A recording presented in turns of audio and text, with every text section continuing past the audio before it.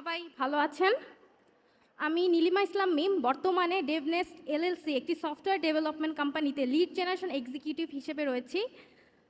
আমি প্রথমে সবাইকে কংগ্রেচুলেশন জানাতে চাই জব উইনিংয়ের জন্য, এবং আমি ড্যাফোডিল ইন্টারন্যাশনাল ইউনিভার্সিটি সেই সাথে ক্যারিয়ার ডেভেলপমেন্ট সেন্টারকেও ধন্যবাদ জানাতে চাই এইরকম একটা ইভেন্ট আমাদের জন্য অর্গানাইজ করার জন্য।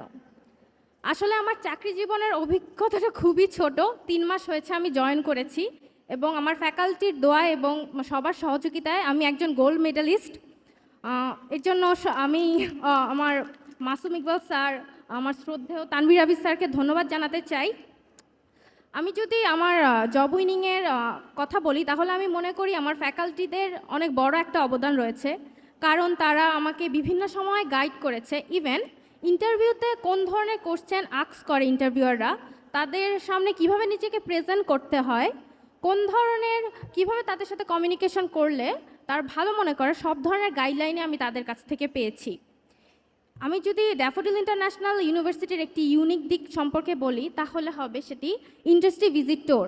আমাদের বিভিন্ন সেমিস্টারে আমাদের ফ্যাকাল্টি এবং ডিপার্টমেন্টের সহায়তায় আমাদের বিভিন্ন জায়গায় ভিজিট করানো হয়। আমি যখন স্টুডেন্ট ছিলাম তখন আকিস গ্রুপ, টিকে গ্রুপের মতো বড় বড় ইন্ডাস্ট্রিতে আমি ভিজিট করেছি। এর ফলে কি হয়েছে, আমি বুকিশ নলেজের বাইরেও প্র্যাকটিক্যাল নলেজ সম্পর্কে জ্ঞান অর্জন করতে পেরেছি, এবং কর্পোরেট কালচারে কিভাবে মানুষের সাথে মিশতে হয়, কিভাবে কথা বলতে হয়, ওইটার ধারণাও আমি পেয়েছি।